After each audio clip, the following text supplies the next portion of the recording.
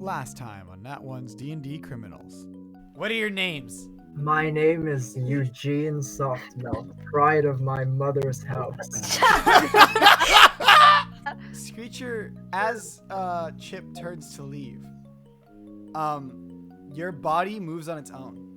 You unsheath your short sword, and next thing you know, your sword is through Chip's chest. When he dies, an essence that wasn't as strong as Grotto's or Thardor's, but still of a similar caliber, floats in the air, and it just zips on in. Leave. Why did you kill him and not me? Past the religious 7-Eleven, and it says going bankrupt. The company, all of the 7-Elevens in the world have gone bankrupt. No, wait, can we go to the library? Look, sorry bros, I'm all out of stuff right now, but check in tomorrow, maybe we'll have something just for you.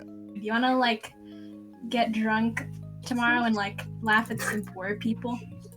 Yeah, sounds like a good idea, bro. I'm totally free tomorrow. We can meet up at Bankley's. Religious capital collapses. Bahamut family gone missing, and the shifter says, it's just utters to himself. He's like, what are they up to?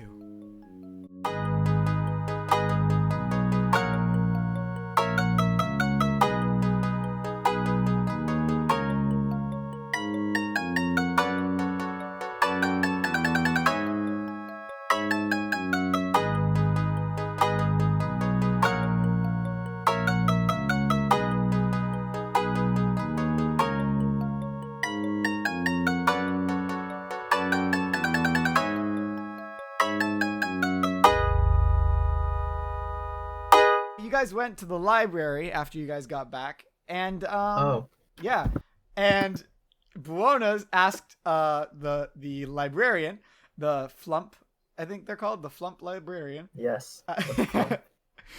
That you asked him where the soft milk history was, and I guess Matthew has prepared a brief history of the soft milks for us. Oh, hooray! Okay. Yeah. I might have written a page of. Wait. Okay. Let me just. So, some backstory. This is very old elvish society, and elves are a fundamentally magic race. So magical ability is held in very high regard, and because you become more powerful in magic as you study more, those who are more powerful in magic it's like magical ability is synonymous with intelligence and wisdom and all that. So they normally choose leaders by whoever's best at magic. Anyways, okay. The first documented softmelt, Finare Softmelt, was a low-ranking soldier of Whitehelm, a small elvish nation. Elvin? I don't know. Anyways, Yeah, I don't think there was some invasion of some sort, and he was sent as a part of a group of reinforcements to some other elvish kingdom, the one that was being invaded. The invasion went badly, and there were lots of casualties, and he came back as the only soldier remaining from his kingdom.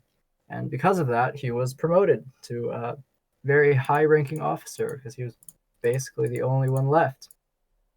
Anyways, he had a daughter, Nelisser Softmilk, by the way, who was a genius magic arcanist, and he used his influence as the high-ranking officer and sent her to the biggest elven nation with the best magic school, the nation of Elor.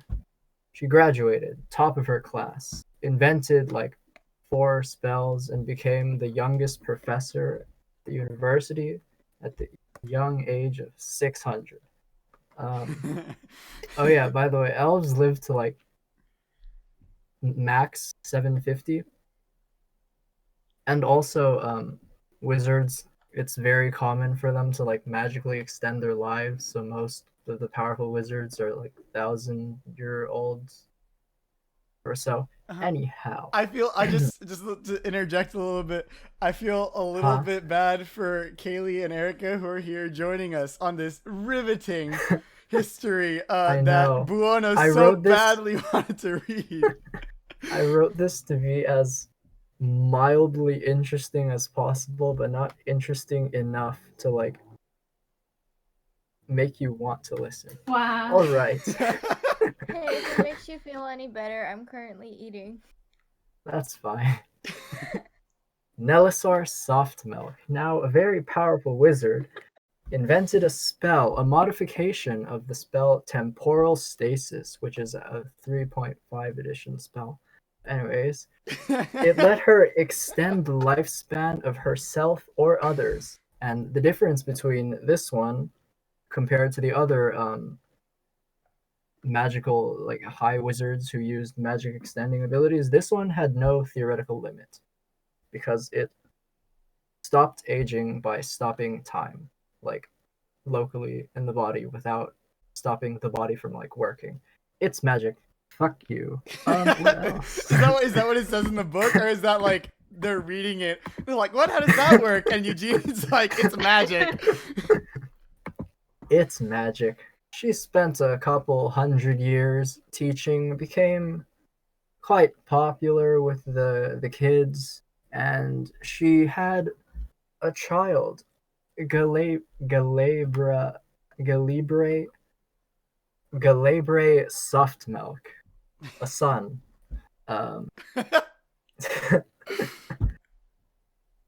Anyways, This is a very long line. I mean, it's is. only 3 people so far. How many people Yes. is this? How long There's is like this line? 20. there's a lot. Okay. There's like 20 and like Eugene is just like reading this out loud. Guys, I see why we missed the last Untitled session. He was busy writing the soft milk history. Galabre Softmilk, as he grew older, his mother couldn't bear to watch him like grow old and like near the natural death time. So she made him immortal. And he had kids too. He had 3 kids, which is extremely rare for elves because they live so long. They tend to only have like either no kids at all or 1 kid. Of course, if he had no kids, we wouldn't have Eugene. Anyway. Thanks. Spoiler alert, all of these people have kids. Galibre, he's immortal now, and he has kids. His kids grow older, and he's immortal. His mom's immortal. They're not immortals. He's like, hey mom, can you like make them immortal? She goes, why not? And she does. So now there are 3 generations of immortal Softmilks. Keep in mind, magical ability scales with how long you live because of studying. That's how wizards work. That's how nerds work. Also by this time, Nelisar, his mother, she was the age of like 3 normal elves at this point. She's one of the most powerful wizards in the nation, and she becomes a member of the High Council, which is the big like House of Parliament, I guess. Yeah. Yeah. I'll let this slide. I mean, Hmm. you are helping me out with some world building here. Yeah, this is very specific too. Yeah. So you're welcome. All right. Nelisar joins the High Council. This was the first new High Council member in quite a while, and the other High Council members had been there for many thousands of years. They were also like extremely powerful wizards, staying alive for long periods of time, and many, many years passed, and they all died out, and Nelisar was the remaining member of the council. And guess who joined the council? That's right, her son Galibre, who was, by that point, incredibly powerful, and also his children, who were immortal, and their children, who at this point were also immortal. And there were many generations of immortal soft milks at this point. Their family was famous for being like immortal and also in charge of the entire government. And no one was suspicious about that? Oh no, they were, but they were following traditions. The elves have extremely like high respect for those with powerful magical ability because they associate that with like wisdom and intelligence, and like they trust them to make the best decisions. Like you know so much. How could I make better decisions than them? Mm-hmm. I'm just saying this is making this all so much better. Like knowing the high prestige of this family, and Eugene doesn't want this high prestige. No, he's like, I grew up in the slums. I hate my family. My parents are I'm dead. a bad boy. Yeah. Well, so where was I? Right. Right at this point, the soft milk family is all immortal. The oldest ones are just stupidly powerful, and they're starting to spread their influence outside the elven nations just because why not? Like they have no competition. Anyhow, at some point on the other side of the continent, there's a group of adventurers. They're young, hardy, full of spirit or some shit. Anyways, One of them, they're Huh? two of them are Genasi. One of them a Warforged. yes, that's right. Oh my god. And they've It been even tasked. said because of the kingdoms that were. Mhm. And they've been tasked to kill a time dragon. This isn't a fully grown time dragon. A fully grown time dragon like lives in fucking space and can eat a planet in one bite or something. Of course. It's like a baby. It's still extremely powerful and like very dangerous if it were to grow up. So they have to get rid of it. And they do. There's a long fight with lots of details that I'm not going to get into because I haven't written them. And the dragon dies. And when this time dragon dies, which is they're like a shard of the time god's essence. By the way, anyways, it dies and it creates this shockwave of time temporarily stopping in the world. It's very temporary, like 1 or 2 seconds. No one notices it except for the soft milks because it breaks the immortality spell. Uh-oh. And it just causes the entirety of the soft milk family to instantly age to the present, which just immediately kills almost all of them. They just abruptly age just like 10,000 years in a second and just fucking disintegrate. Renee.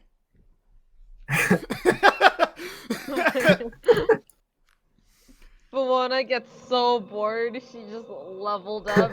Wait. You're an arcane trickster, right? Yeah. Oh You yeah. have so much knowledge now that that you've learned magic. Wow. Just listening to Eugene's backstory. Right now, at that point, the only soft milks alive were the ones who were younger than the natural lifespan of an elf. Fucking train. I didn't know elves did that. Yeah, now they're still continuing to do politics, but now they're at a fraction of their original power. They still have a shit ton of money and influence, but like compared to before, it's nothing. Which basically leads us to modern times. Like 10 or so generations have passed. There's been Lazarus Softmilk, who was a governor. He had a son, Finara Softmilk, who became a judge. He had 2 daughters, Enwyn Softmilk, who became a high court member, the first Softmilk high court member in a long time after that whole crash. He had a son. There was Gilmiri Softmilk, who created a pact between the Softmilk family and the Thieves Guild. Had no children. There was Mironwe Softmilk, who became a high court member, had a daughter. Duranor Softmilk, who became a diplomat, had a daughter. Airwell Soft Milk, became a member of the board, lived to 800, which was impressive at that point, and had a son. There was Finerdle Soft Milk, who became a governor, had a son, who was Findire Soft Milk, who started a war between the elves and the dwarves, and had a daughter, who was Niladri Soft Milk, who ended the war between the elves and the dwarves, who had a son, Oh, shit. which was Ingun Soft Milk, who became my a high gosh. court member, and had a daughter, which is Gilmere Soft Milk. Anytime there's another soft milk, it just gets crazier. It's like, oh There man. was Gilmere Soft Milk, who assassinated 3 high court members and had 2 sons. There was Spindle Soft Milk, who became a high court member because there was an empty slot. 3 empty What a slots. daughter. There was. There was Eleanor Soft Milk, who also became a high court member because there was a slot. There was Orland Soft Milk, who went missing. There Oh, was Elared Soft Milk, who became a high court member because there was a slot. I'm sorry. I'm sorry. There Wait. was What Denor. was? Wait. Wait. The one who. Wait. What was the one? What Wait. happened to the cousin twice removed? Yeah. Wait. What was his Wait, name? what? I lost that. You're gonna need to Wait, send. who? Wait, okay, you're gonna need to send me this document, cause Please. like if I have it, it's gonna help so much for world building. We need a visual But also, aid. is that all that happened to him? Like he lived a life and then went missing, and then no one cares. Like no one looked for it. Like. This like heritage story should be like its own freaking episode. He Yeah, lived a like life we and have then like we dipped. have like a precursor, a prequel episode where it's one of the soft milks on their own quest. Like, hmm oh my gosh. Well, he yeah. went missing. Orlon Soft Milk. There was Elared Soft Yeah, Milk. you're gonna need became to send high me member. You're gonna need to send me this Because- for Yep. world building. Yeah. hmm Editor And Chana- finally, we reach Eugene Soft Milk, who has no notable achievements yet. Oh, Yeah. the first rogue in the bloodline. hmm Well, no, And there was yeah, other assassins. Oh yeah, they partnered with the Thieves Guild, Oh, which was yes. so. There's probably a lot more assassination, which you could write about in your building. Yeah. Yes, of course. Yeah. Thank you, Mhm. Matthew. Thank you for You're those welcome. 20 That minutes took, of, like, of Eugene 3 exposition. hours of writing. You're lying. That did. Oh my gosh. Oh, Yeah. that's wonderful. Beautiful. Okay. So yeah, you guys read that. Do the characters in character have any reaction to this history of the soft milks? Creature fell asleep like 3 minutes in. Well, wait, are we reading this or are we hearing this? Hearing this. At least Ah, that's what I assume. Wait, who's reading it out? Like, it's not Eugene. He fucking dipped. Oh, I'm guessing Buona read it. Want to read it out loud? yeah, I guess I did. And Or maybe bet it's I'm an just, audiobook. Yeah. well, if I read it out, then I'm probably just like looking for water because my lips are tired from reading. I love how that's the only reaction. Not wow, Eugene, you're in a bloodline of super powerful wizards. No, I do not care. Like, I mean, like we've been suspicious of this man's because he changes his name every 5 seconds. Like we were interested at first, but then there came the family tree, and then we were just like, make it stop. It was like you guys got to the table of contents and you saw there were 30 contents and you were like, nah. Mhm. Wait, how long did it take us to read that? Oh, well, I think I told you guys went to sleep at... You guys went into the library at 4. You guys went to sleep at 9. So it took you 4 hours to read that book. And I'm guessing you just skimmed through it. Like, the information you guys got from it was pretty much what Matthew just told us, and that wasn't 100% of it. Yeah, there's like a preface for each chapter, and then we just read those. Yeah. It's like a TLDR at the beginning of each chapter. Yeah. Yes. Okay, and you guys go back to your rooms. Now, you guys wake up in the morning feeling like P. Diddy. I think I've made that joke before. I You am already have. laughing. Yeah, okay, so, yeah, you all head to your rooms.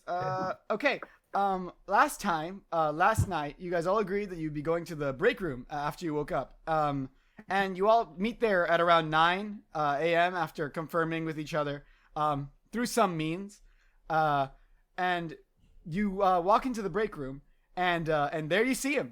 The sentient vending machine full of items in every slot of his. He promised that he'd be restocked today, and boy, did he fill in that promise.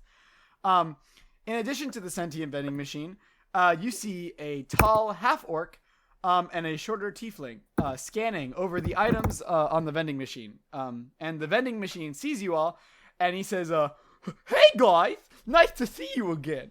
How about you come and I explain to you my rules? Maybe by then these doofuses will have decided on something to choose." Ah. Okay, I guess you guys walk over. Yes. Yeah, okay. Oh, well, what you got? So you guys walk All over closer and get a better look at the doofuses. Haru and Rin, what do y'all look like? So I guess we'll go with who's first on the Discord. Haru, do you have a description for your character that you would like to explain? I am 5'8", and I weigh 115 pounds, which is significantly underweight, but it's okay. For eyes, I have darker purple. For skin, I have lighter purple. And for hair, I have white. And Familiar. and there's a frog who is sitting on her shoulder. Yes. Yeah. Hmm.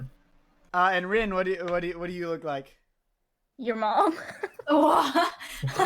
Is that gonna be your description? Yeah. Okay. Okay. Do you guys say hi to them, or what happens? You guys just see these people? Well, I mean, like we've seen people around the facility before, and like we haven't really said hi, right? Like, Okay. what is the difference here? Yeah. Okay, Yeah. that makes sense. Does Amber and Screecher know them, or? You've seen them around. You've actually been paired with them for like bigger missions. They've you know they have a pretty big name around here. You know their names. Amber and Screecher, although Amber is not here. You know their names. Oh wait, Amber isn't here. Well, I mean Amber is here, but like you know Mhm. the main Amber is not here. Alright. And Screecher and Amber know their names as Haru and Rin. You guys already know them. Because of name, they're you know quite prestigious.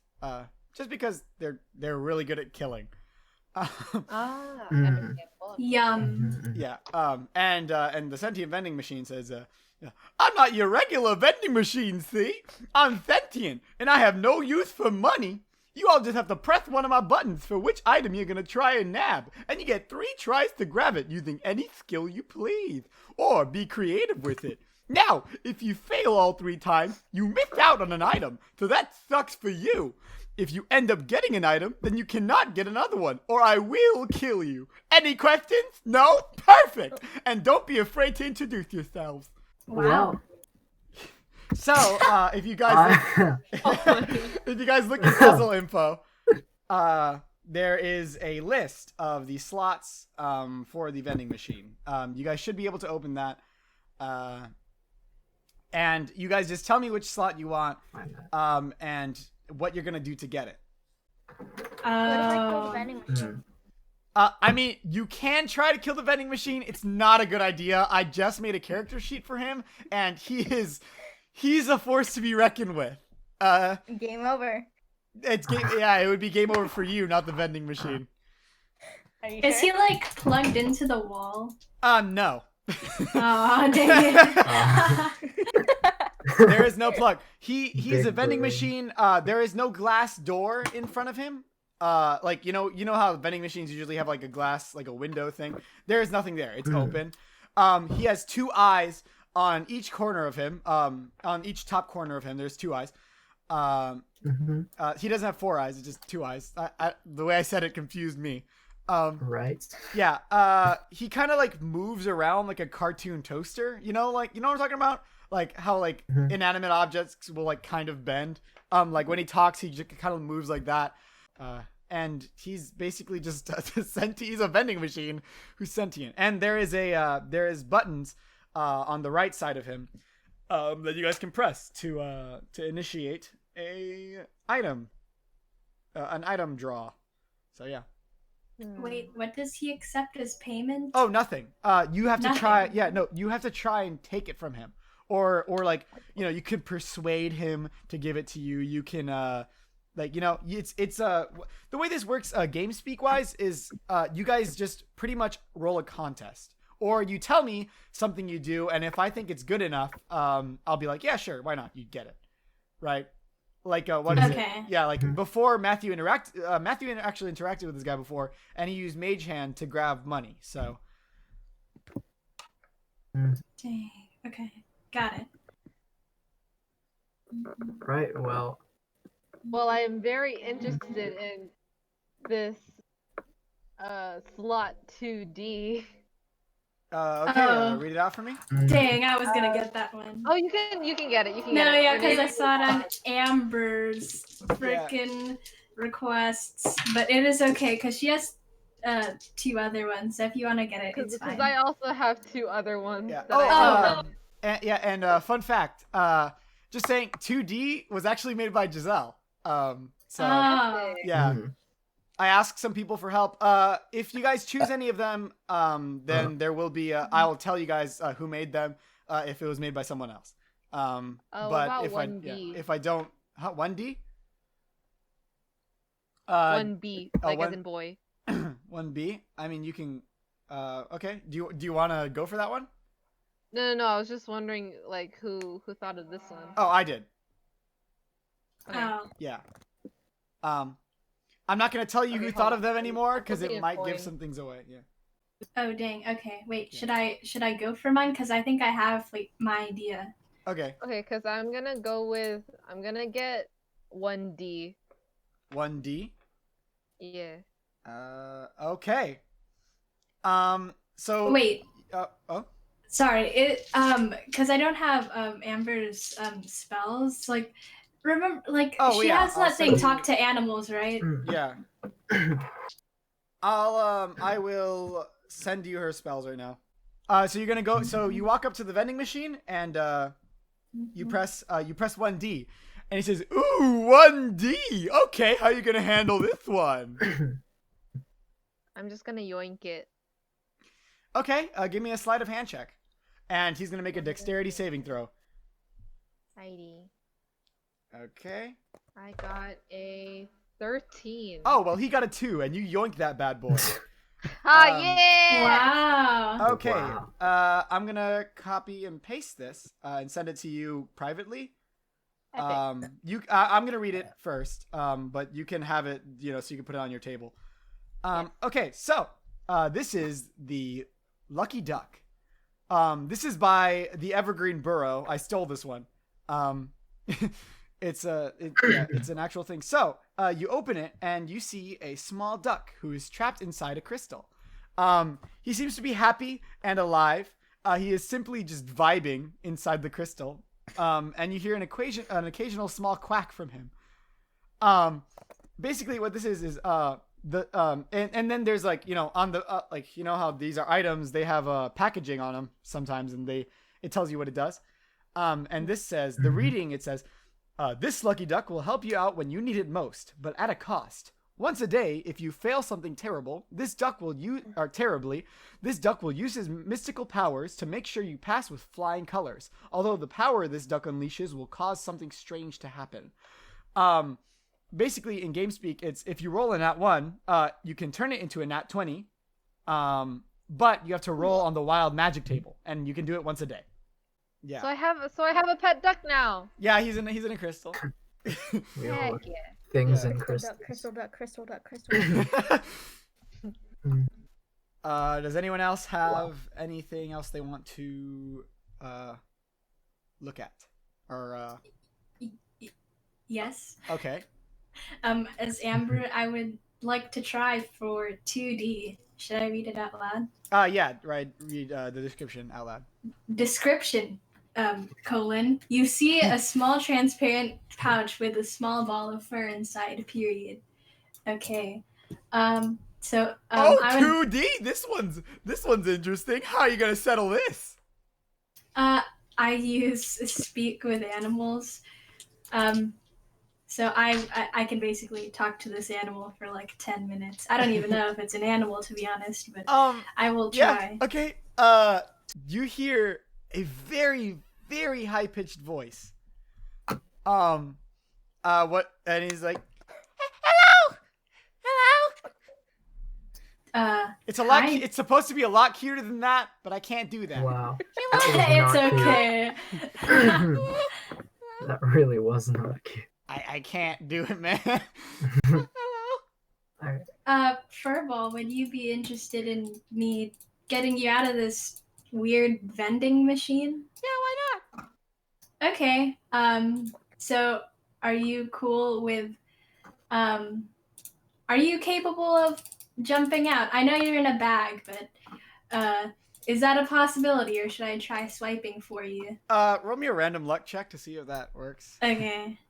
Wait, how do I do that? D20. If it's above 10, it works. If it's under 10, it doesn't. Okay. It is a 15. Okay, yeah. It starts swinging and it jumps out, and the sentient vending machine's like, that's never happened before. Aw. And I guess Amber grabs this and opens the pouch and dumps out this ball of fur. And Amber, you hold this ball of fur in your hand, and it doesn't feel like anything. It's like you're holding literally nothing. You would expect it to be fuzzy, but it's not. Oh? And then you see two big eyes open up and blink at you.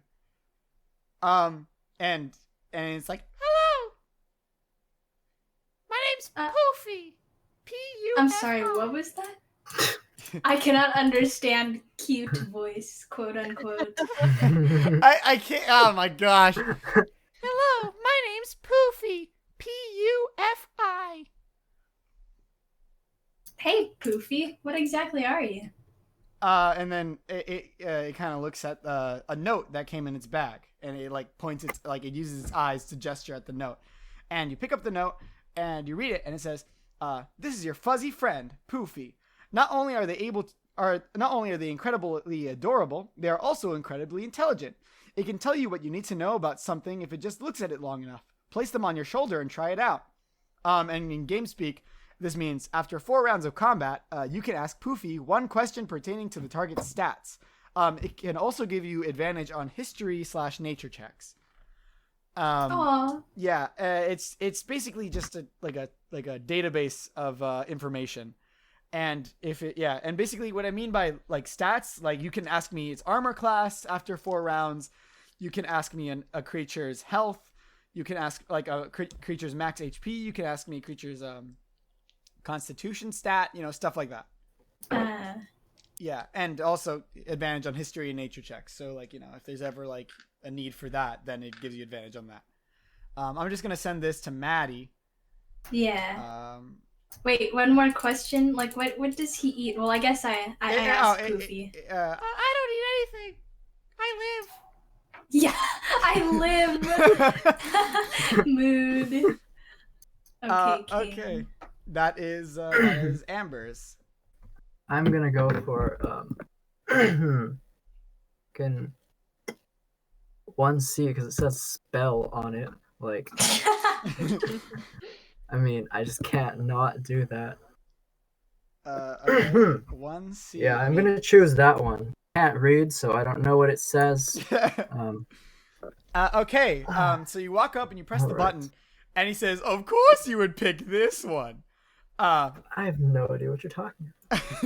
And the description. Stretch 'em. Read me the description out loud. This isn't like Eugene reading it. This is just you seeing it. Yeah. So just read it out loud. You see a cardboard box, and drawn on the box is a drawing of the letter Y. Underneath, it reads Bell. Okay, and how do you resolve this? I'm gonna summon an invisible servant and like pretend to reach for it and make the invisible servant grab it before I like Okay. my actual hand gets there. Yeah. Okay. Yeah. That works. All right. This is definitely much easier for magic folk. Okay. And it grabs it and it puts it in your hand. And he's like, "Oh, you sneaky you sneaky you." Mhm. Thank you. And you open the box, and inside is a simple-looking slingshot. But there are carvings of some strange origin. But they are of arcane origin. They don't really mean anything. It's just they're magical. The spell slinger. This is what it's called. And it basically what it says on the back of the box. It says, "The spell slinger is a very useful tool.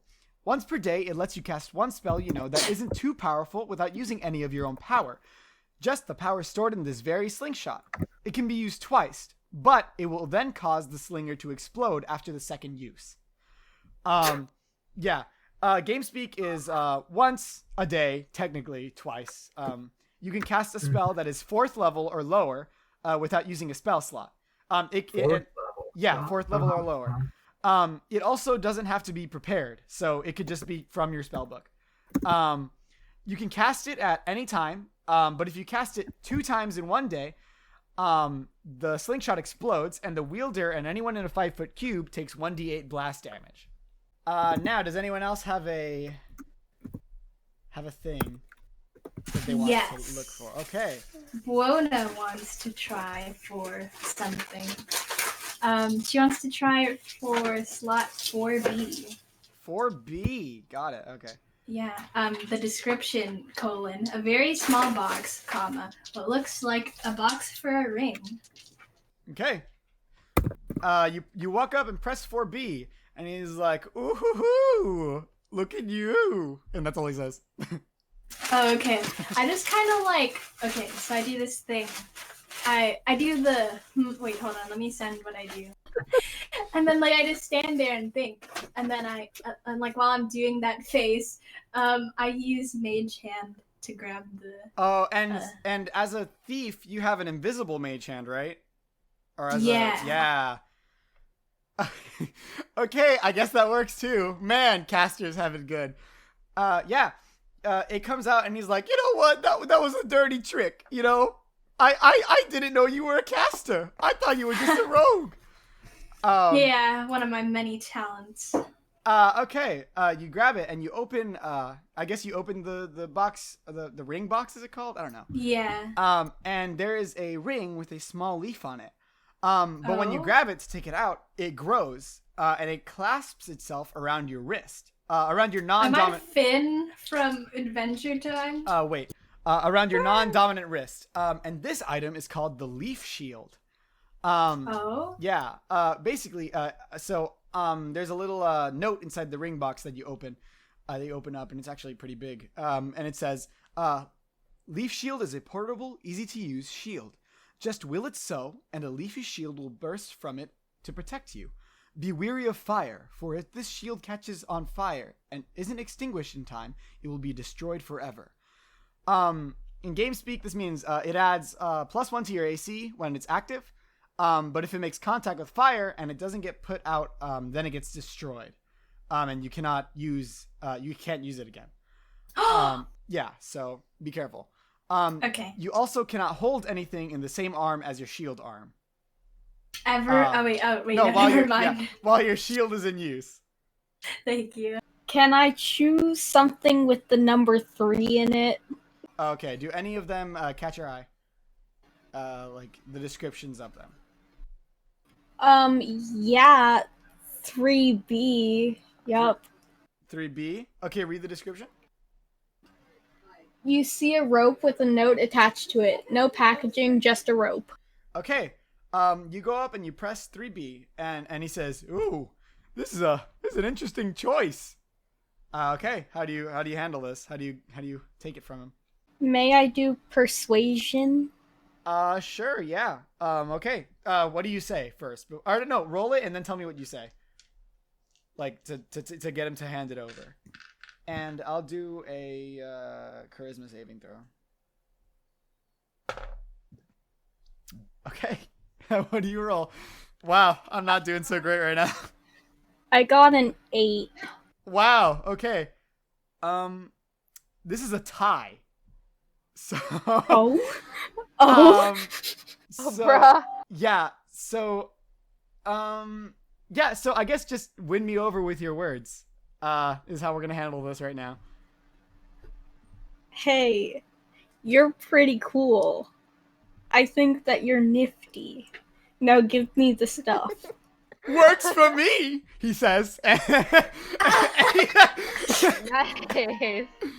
And you take it. And you read the note on the rope, and or no, you don't read it. So you see a rope, and there is a loop in it that you can pull on the rope to make tighter. This is called the rope necklace, and it's actually a little grim. My friend Maddox came up with it. And basically what it is you read the note, and it says, "With this fashionable rope necklace, you can shave a little time off the top and make yourself stronger when fighting foes. Or if you're about to kick the can, you will stay stronger. But beware, once you cross over, this necklace will no longer work." In game speak, this means you can take away some of your own health by tightening the rope and add it to your total damage rolls. But if your HP drops below 10, you get to roll an extra damage dice. So let's say you have to roll 1d8, you get to roll 2d8 instead. And if your HP drops below 0, the item no longer works. Oh, I see. Yeah. So yeah, I'm gonna send it to you, and you can add it to your character sheet if you want, or like a different sheet. But that is yours. I was really hoping someone would actually get this one. I think this one's cool. Okay. Rin, you're the last runner. What are you gonna get? What about 3C? Okay, yeah. It's not taken. Read the description. You see a small box that only has a line drawn on it. Okay, how are you gonna resolve this? Can I just take it? Sure, you're gonna have to roll me a sleight of hand check. Which one's that one? It's in your skills. You add your dexterity onto it. Which dice do I roll? Oh, it's a D20. It's just a note. It's a D20 until something tells you otherwise. Can you stop moving, please? Thank you. Yeah, I can stop moving. No, not Sorry, you. yeah. We I all didn't like mean it. you say that in game, and then the vending machine stops moving. Yes, ma'am. I rolled a 15. A 15? Okay, he's gonna roll a dexterity saving throw. Like that's a nat 1. Oh, Like Wow. Like no when wonder, you press- No wonder this. you press the button, Sorry, and he's gonna be ready to like do his little like, you know how he said something before each one. Yes. He's about to say something, and you just grab it before he can say it, and he looks kind of sad. Well, maybe he should have talked faster. Okay. What is this vending machine? Oh wow. No wonder it got like empty like the day before. I was gonna say this is perfect for you, but I mean, I get okay. Well, hey, listen. I was gonna grab it or I was gonna fight you for it. So I wouldn't have recommended fighting me for it, but okay. Okay. So you open. Wait, Java, Yeah. DM, is there anyone nearby who isn't like part of the party? Haru and Rin technically. Oh well, besides them. No one's in the break room. It's just them. Fuck, And, okay, never mind. But why? Well, because one person can't take more than one thing, but like if I charm someone, then they Yeah, can give it no. to me as Is a there gift. anyone like nearby, like leaning against a wall by No, any no, no, no, no. chance? It's 9 Are a.m. you Most people, sure? yeah, you guys have figured out now that most people don't wake up at 9 a.m. here. Ah, Yeah, it's more of like a noon thing. Why am I awake? Oh, I'm just saying, it's like you guys are more experienced, and like this was his restocking day, and he had the items, and no one gets them before 12, and this morning you guys were like, you know what, why not? Let's go to the vending machine. Okay. So Rin, you open the box, and there is a small capsule with a button on top. Oh, fine. Do you press the button? Yes. The fuck? You press the button, and a staff about 4 feet long pops out.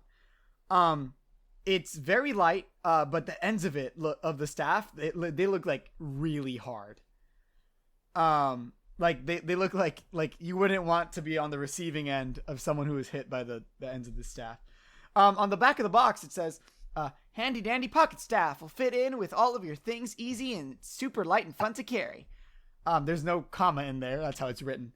It says, "Don't mistake its petite structure to be weak. It is stronger than most weapons. It is stronger than most weapons some have ever seen." In game speak, so you have a staff now. Basically, it adds +2 to your attack roll, and its damage is 1d8 +2. Fuck yeah. Yeah, Period. It's a pretty, Yeah. it's a pretty cool staff. Okay. Can I want to bonk someone with it. Yeah. Bonk the vending machine. Yeah, can I? I mean, do you want to He will test it out? kill. Look. I mean, I typically let people who do this who get weapons. I let them test it out on me. If you want to try, I wouldn't be against it. Fuck yeah, let's do it. Okay, make an attack roll against the vending machine. 16. 16. Did you add your strength modifier too? So Oh, it's shit. yeah. Oh, Bruh. bruh.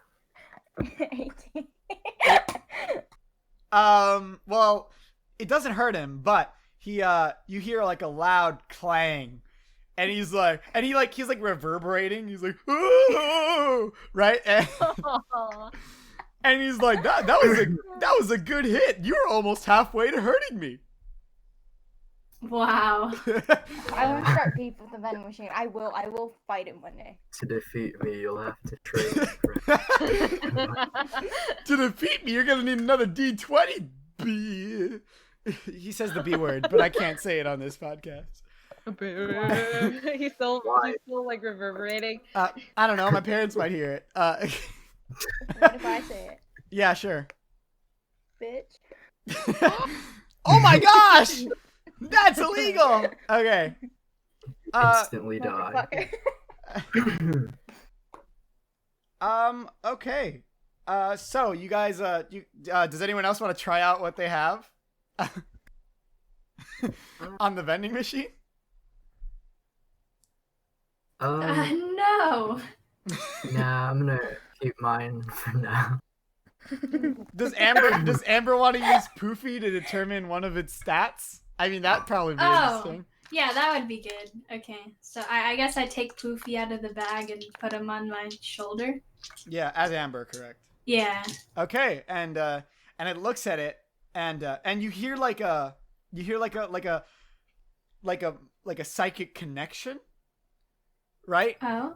And it's like, and it basically says, it doesn't have a voice, and it's basically it's like, what do you want to know about it? Oh God, guys, what do I want to know about it? It's AC. Oh, Oh yeah, it's AC. yeah. I guess it's AC would be good in case we actually want to steal in the future. They kind of have like a glaring contest, like a staring contest, but they're glaring at Aw. each other. And then you hear Poofy say, 30, but it can, Bruh. 30, but it has the capability of going higher. Don't worry, guys. I got a magic missile. It's- Nothing. you nothing hit me, and you're gonna regret it, Mister Okay. Mister Squoosh.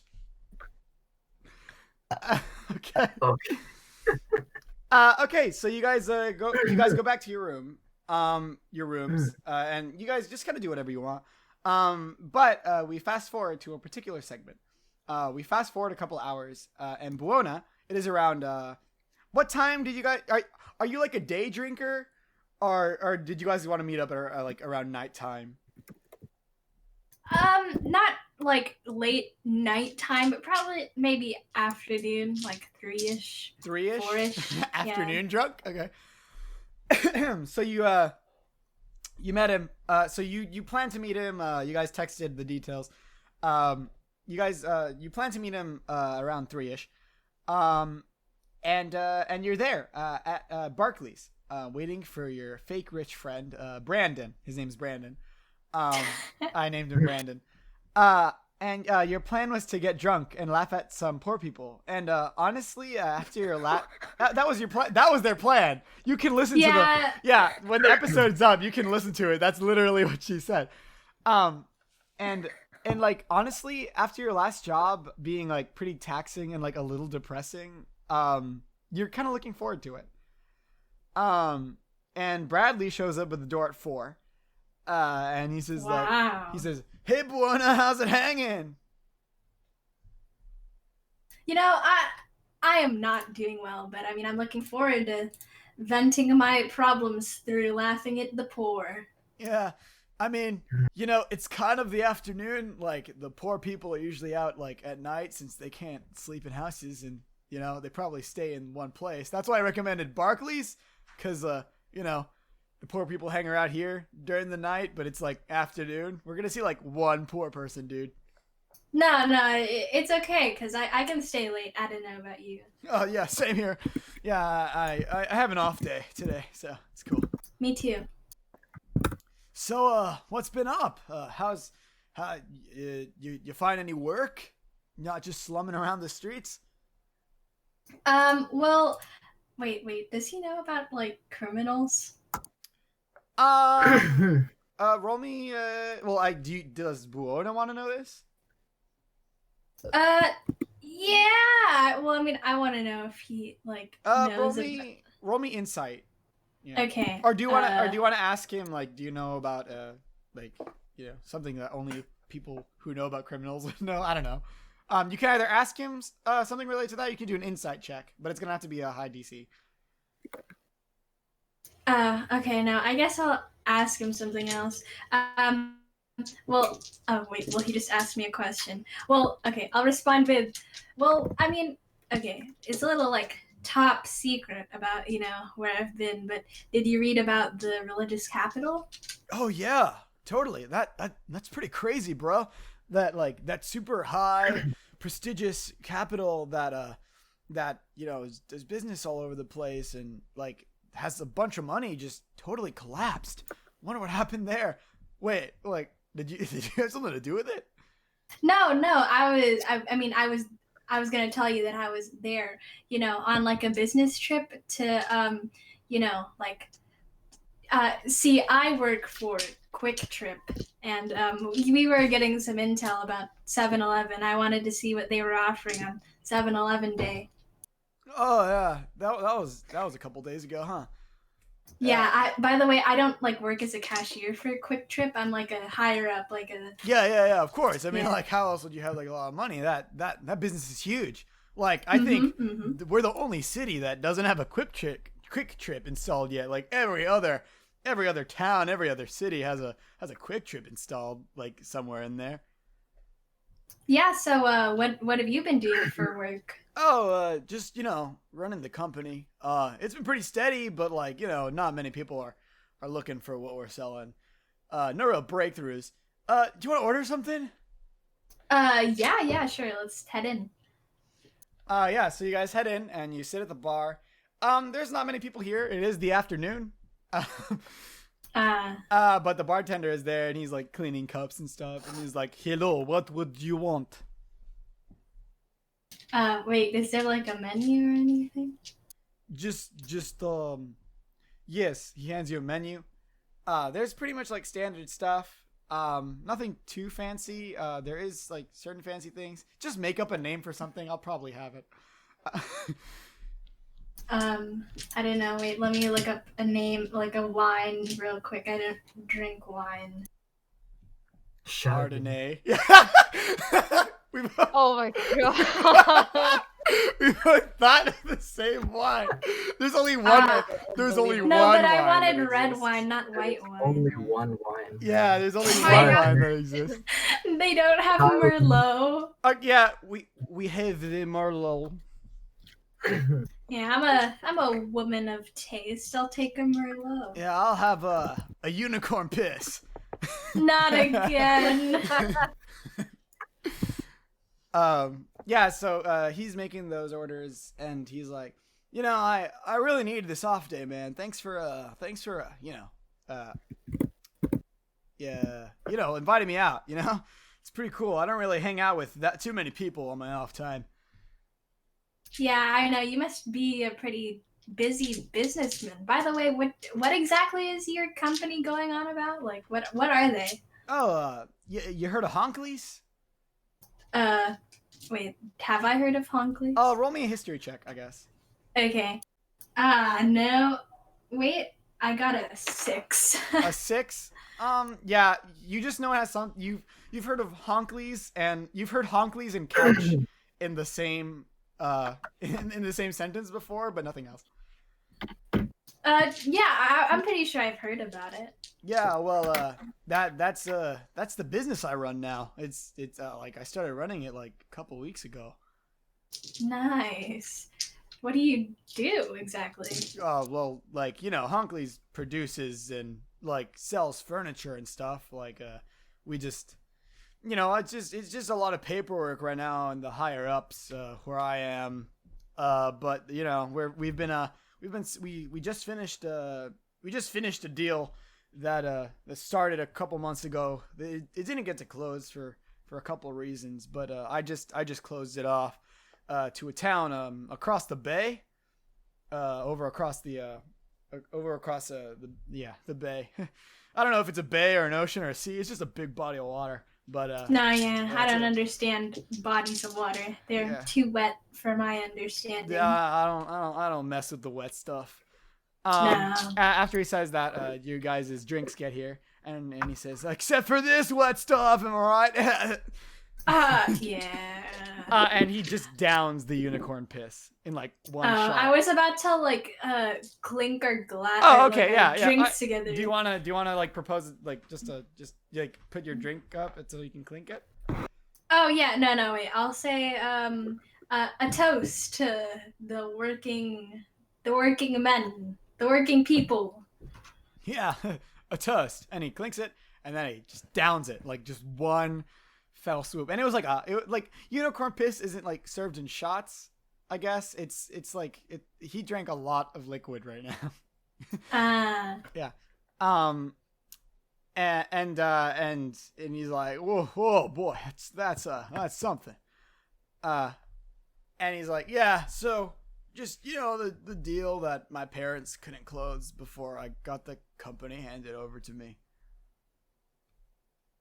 Oh, well, why did the company get handed to you? Oh, I mean, like, it's a I guess it's a pretty long story. I didn't actually want the company, Well, I mean, we're here for a while. We're waiting for the poor people. If you wouldn't mind talking. Yeah. Okay.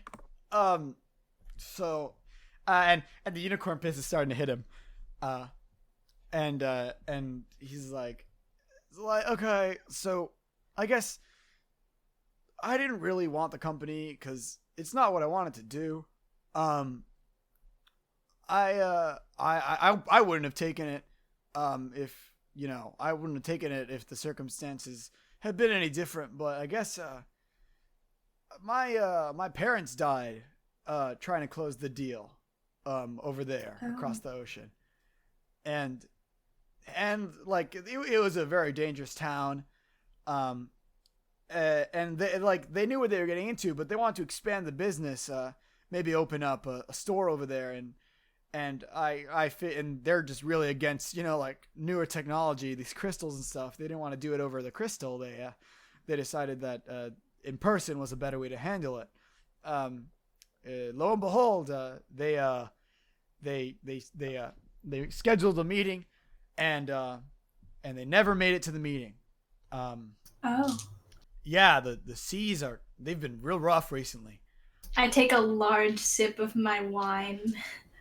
They've been real rough recently, and it's I felt like I kind of had to take it, the company, because like my relationship with my parents was never too great.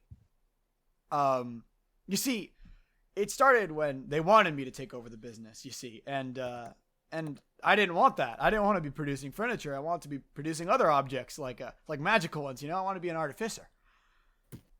But my parents didn't agree with that. They were like, hey, it's it's not stable enough or whatever, that business is real tricky. And again, they're against technology, and they were so cool on doing things the old fashioned way. But basically I never go along with them because they never wanted to support my dreams, and just a lot of stuff happened in between that we kind of had a falling out, It's a long story. I mean, how did you get into your line of work? Am I right? Well, I mean, I just don't want to leave it on that. I mean, power to you. Like, I understand your struggle. It was a hard climb toward getting to corporate, for Quick Trip. Yeah, it was. My parents also didn't agree with me wanting to work for Quick Trip. They thought 7-Eleven is superior. Slurpees is a good name, and I disagreed. Dude, Big Buddies, they are the biggest. They are better than whatever 7-Eleven calls them. But god dang, I climbed so hard. I started, as a humble researcher, for marketing and stuff. And now I'm up here. It was a lot of hard work, but I finally got recognized. But I mean, power to us, man. Power to you, brother. I'm so sorry for what happened to your parents. Yeah. I mean, if you need any support, you got my number, and we can always laugh at poor people. Yeah, I guess, I just, I'm not really bummed out about them, dying so much as I'm bummed out as, I don't know, I never, we never really talked about a lot of this, and I wish I could have had some sort of, resolution with them before they were gone. I mean, I was, planning it, because, a bunch of stuff happened after I refused to, after I had my heart set on a dream, and I just, a lot of stuff happened, but I never got to resolve things with them, and I could have never expected that this would have happened. So it's just, I wish I had a little bit more time to talk to them, and maybe I would have, been okay with running the business on just more comfortable terms, but By the way, Buona is crying because her relationship with her parents also sucks. Yeah, I mean, not sobbing, but a tear visibly shed. Yo, bro, you all right? No, yeah, I just haven't drank in a long time, on that work grind. I'm crying more. I feel you. I mean, sometimes to really process things, you got to take a step back from all the busy action, right? I feel like I'm revealing something about myself that you probably won't like me for. I know we're here to make fun of poor people and all, but like Mhm. to me that's all like kind of a facade. Like my parents did that. They were very racist and prejudiced, and like I want this company to continue to grow, like for them, but like what like they ran it a certain way, and like if I run it the same way, then it's ought to grow. So I'm like that in public, just because, well, I that's just the way I am, just the way my parents were, and that's the way I gotta keep it up.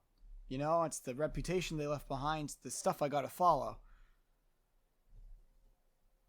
I totally understand. No, I don't hate you. I mean, friends can be entitled to different beliefs from their friends. I still support you, man. I mean, I guess I'm just a little more pompous than you are, just because, I do feel entitled because I am a wealthy businesswoman. But no, if you don't want to laugh at poor people, it's fine. I mean, I'm still down for laughing at poor people. I've gotten pretty good at it. I mean, okay. I mean, wait, what time is it? It's barely like 5 or 6. Oh, okay. Well, can I like look around, like Barclays, by the way? Around Barclays, so there's Barkley the bartender, who you're not clear. He's probably like an elf, or like a dark elf, or like a very dark human. Like it's very ambiguous. There's a couple people in here. Some people just they're probably in here after work. There's a group of like dad looking fellows over in the corner watching sports. There's a couple people outside. There's like one homeless dude. Okay. Well, like, can I roll perception? Sure. Yeah. For what? Well, I don't know. I guess I just want to see if there's like, I don't know what I'm looking for. I guess maybe I'm looking for a person who seems like especially suspicious. Okay. I mean, sure. I guess roll perception. Well, I mean, by your tone of voice, it does not seem like there is anyone suspicious, but I will roll anyway. That was a 16. Well, there's no one suspicious in here. It's they all look like people that are just living their normal lives. No heads of companies really, just like regular people. Are there like homeless people like starting to show up? Yeah, outside. They're just kind of like chilling there. There's like one or two. Is there like any live entertainment?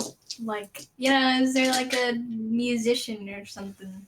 No, there's just a TV playing sports in the corner where all the dads are. That's all the entertainment. Dang, there's only one TV, or are there multiple TVs? There's one big TV. It's a pretty big TV. Dang it. Yeah. I'm sorry, we do not have much money. Oh no. I don't know. I guess I leave him a tip then, Barkley. I give him like 5 gold pieces. He takes it and he winks. Wow. And Brandon's like, look, there's 2 homeless guys outside. Want to make fun of them? Yeah, sure. And you guys go outside and you guys start making fun of homeless people as they start showing up. And yeah, that's the end of that scene. We're gonna cut on over to Eugene. Okay. Yeah, Eugene, it's been about like 2 weeks since we've last checked in on you. It is now the beginning of September, I think, or no, beginning of August.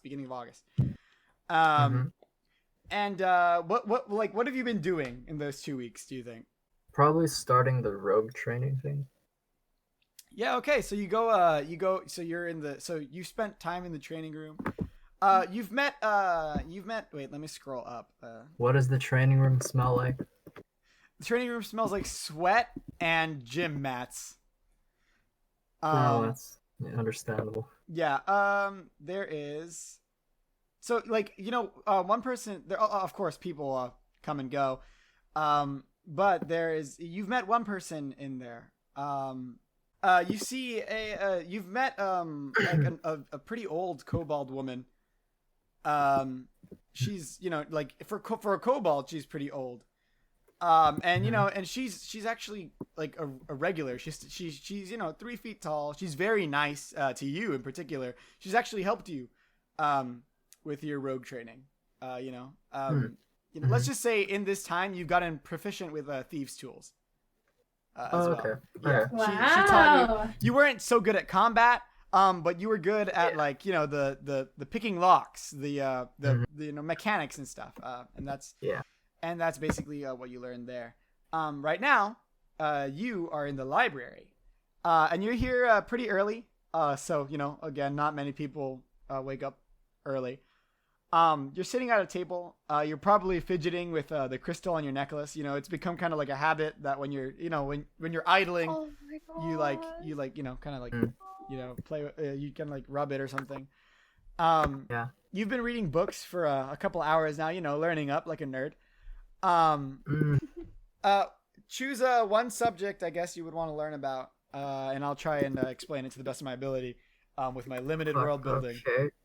Tell me about the soft mouth that disappeared. I when you said he disappeared, I actually got like a million ideas, but he's like you've scoured at like half the books in this library around this, like anything pertaining to what you think would be of the soft milks, right? And you haven't, like, there's no trace of him anywhere, like until he went missing.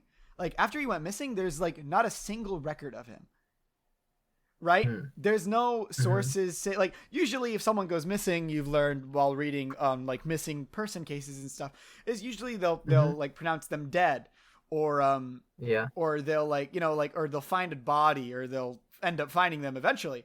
But strangely enough, like there is no single mention in history, which is weird because your family is very prestigious and very well documented. Yeah, exactly.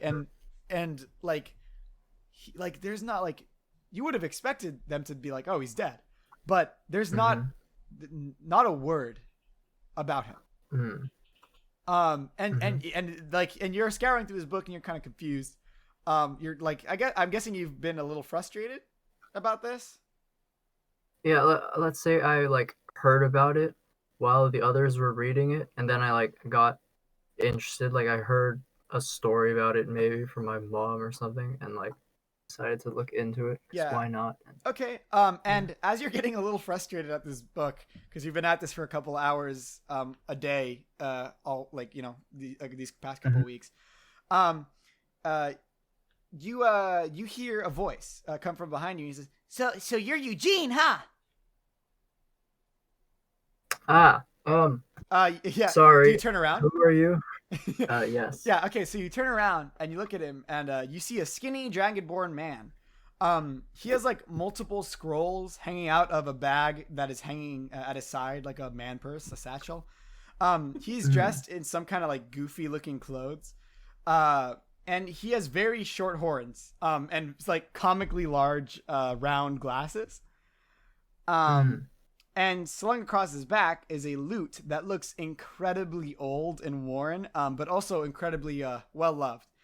And he says, "The name's Kyle. It's an honor to meet you." Kyle. Well, some people do call me Eugene. I think most people call you Eugene around here. That is a name that I am called. Hello, Kyle. Well, I just want to say I very much look up to you. I mean, it's crazy. You were only here for a day, and like, I mean, you're not a rogue or like a fighter or anything, but like you immediately got sent on a mission. Right. Well, thank you. Well, of course. Mm-hmm. Yes, thank you. Yeah, typically Thank you.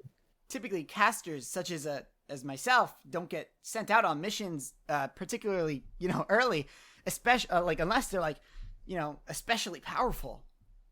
Right. Right. Yeah, Well, if I were a caster, I would be especially powerful. I mean, you're Eugene Softmilk, right? That is a name which I'm. Yep. Yes. Yep. Well, like, I mean, you ought to be something strong, right? I mean, like sometimes when I hang out with Mr. Boss, like he'll like I'll ask him about you, and he'll just say you're just full of potential. Oh, well, that's good. Um. Okay. Yeah, I don't know. I guess I'm just a little bit jealous. I mean, my job here, my role here is Mr. Boss says it's important, but like, I guess I guess it is, but like at the same time, I wish I could be doing something cooler, Except instead of just like I writing understand. music, yeah. It's okay. What my you just have to study for another 60 years, and Oh it'll be wow, I don't have that long. great.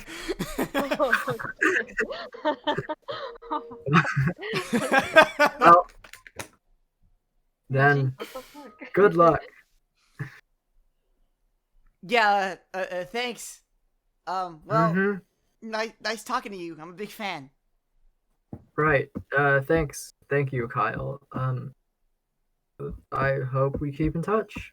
Yeah, I'll probably run into you. Small facility. Yeah. Probably. And he walks off. Eugene, do you? I mean, like, do you have any questions for? No, choose another topic to research. Okay.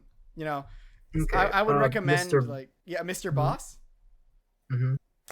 Okay, so you go around researching, anything that pertains to Mr. Boss. You see some history on the Criminals Incorporated, but like none of it really talks about him. Most mentions you get are just Mr. Boss or the boss, or like that he's in charge. There's some like pamphlets that like say like if you have any questions, refer to the boss. You don't know, like there's no mention of his like real name anywhere. And there's really no like stuff on Mr. Boss. You go back to a really old file. And you open it up and like and it's pretty much the same thing you've been reading. The same stuff as what you've been reading. But you open it up. At the end of the book, it says, written by Raul Durkin. Oh. That's at the very end of the book. And it's the only book to have an author, like an author's name on it. Screecher. It's been a month since the mission to the religious capital. Yeah, it's about like mid-August now. And you are on your way back from a general lookout on the outskirts of town. You've been on these before. More experienced people who've been here for over like a year, 2 years, go out on these lookouts, and just to scope out the area, make sure there's no big threats. There's hardly ever been, never in your time, and basically it's just pretty much protocol. So you've been on this scout for about 3 days. So now you're heading back to the shift change at the main post. As you're walking back, you see a shifter man standing in front of you. And he doesn't do anything. He just stands there, holding a staff in his hand. I walk around him. When you walk around him, like like he's behind you now, and he goes, hey. Screecher turns around. What's been up? Up? Up, yeah. Like, what's happening? You good? You seem kind of, I don't know. People don't usually hang out around here.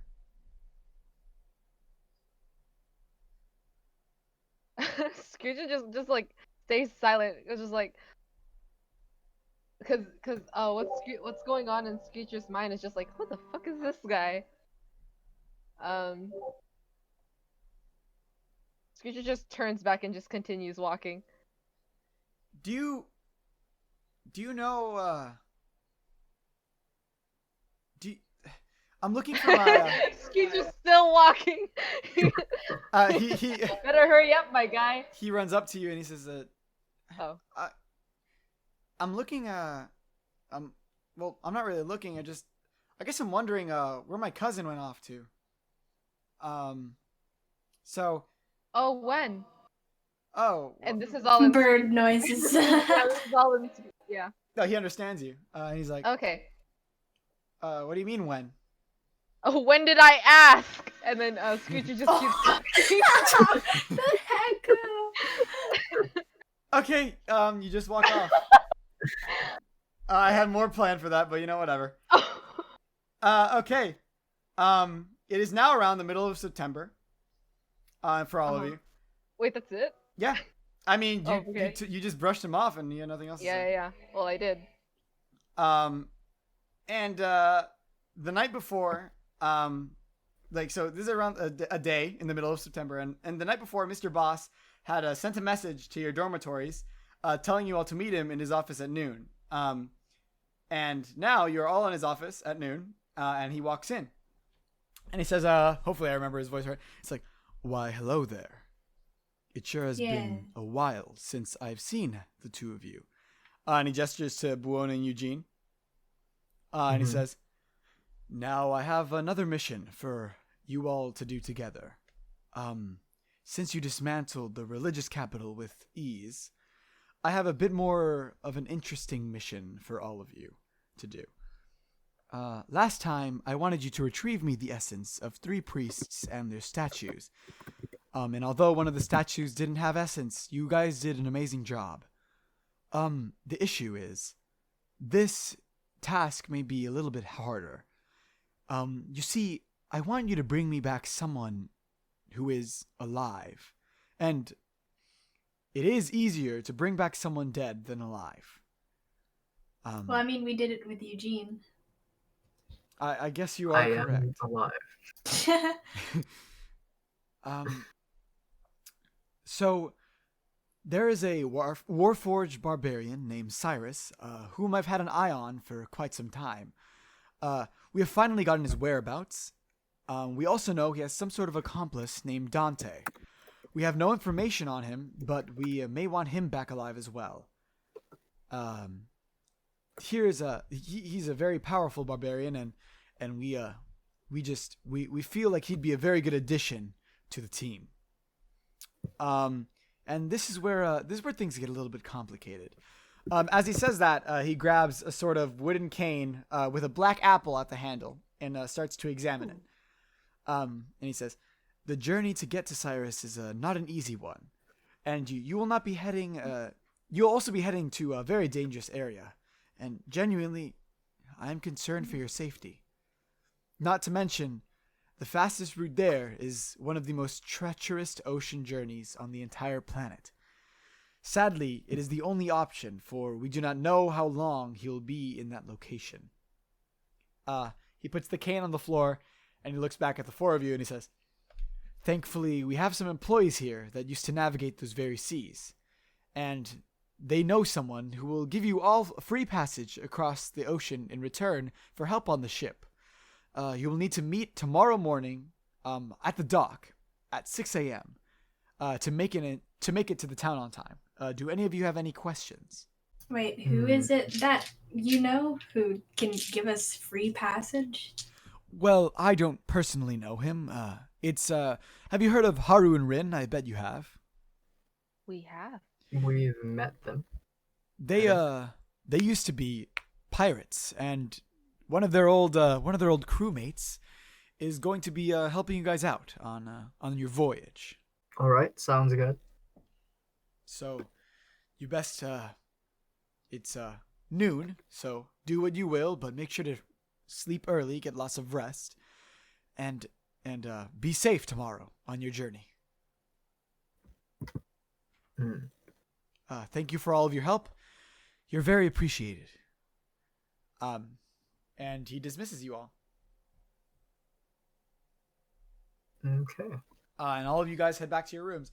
And just as you guys leave, Mr. Boss turns around and another door in his office opens. Haru and Rin, both of you enter through this door.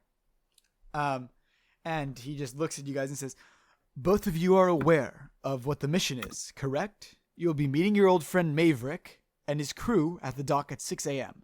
From then on, you'll help the four of them through the rest of their mission. Anything I need to clear up? I think not. Like, you don't need anything cleared up? Is that what that means?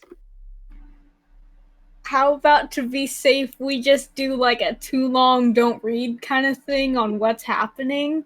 Okay. I mean, I guess you guys are just you guys are going on a mission with them. You guys are gonna go get Cyrus, who is a Warforged barbarian. That is the plan. You guys need to cross the ocean to get there, and your friend, who is an old crewmate of yours, is going to be helping you guys across. But it is a dangerous journey.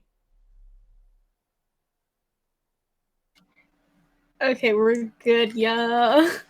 Okay, and before you guys leave, he says, before you leave, I have a few things I want to give you both. And he pulls out a small fan, a sword, and a jar of flies. And he goes to you, Haru, and he hands you the fan, and he says, Haru, this fan is for you. Turn it on, and an immensely strong wind will come from it. It needs to recharge after 2 uses, though, so be careful with how you use it.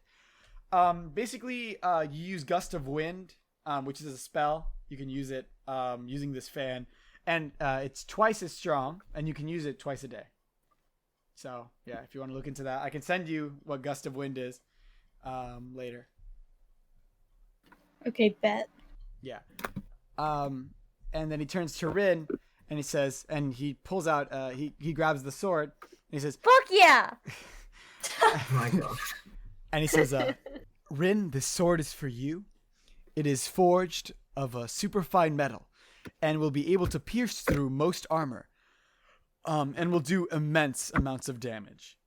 Basically what this sword does is it adds +3 to your attack rolls. And it does, Bruh. and it does 2d8 plus 2 damage. So it's a pretty freaking strong sword. +3 suck. Mm-hmm. Sword. Yeah, no, don't worry, Matthew. It, like, you guys need it. Mm. Yeah. Sword. Yeah, it's a pretty tough sword. And he grabs the jar of flies, and he looks at you, Haru, and he says, and the jar of flies is for your frog. And he hands you the jar. And he says, Damn. yeah. And he says, and the frog goes, oh boy. And the Mr. Boss says, I wish you all luck tomorrow. You are very appreciated. And as you step out the office, Haru and Rin, and you walk back to your rooms, you both get a splitting headache for just a second, and it's gone. And then everything is back to normal.